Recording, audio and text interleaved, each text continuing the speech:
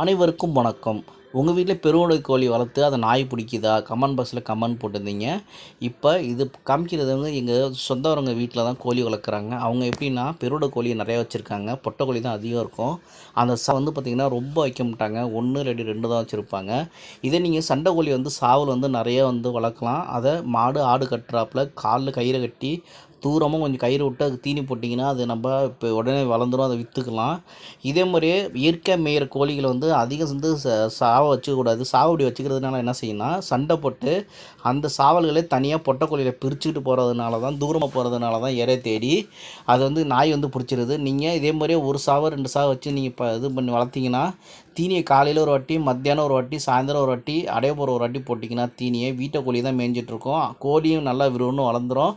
நாயிலேருந்து நம்ம பாதுகாத்துக்கலாம். இது உங்களுக்கு பயனுள்ள தகவலாக இருந்தால் இந்த வீடியோ லைக் பண்ணுங்கள், ஷேர் பண்ணுங்கள். எங்கள் வீட்டு மாதிரி கோழி வளர்த்து நீங்களும் பயன்பெறுங்க.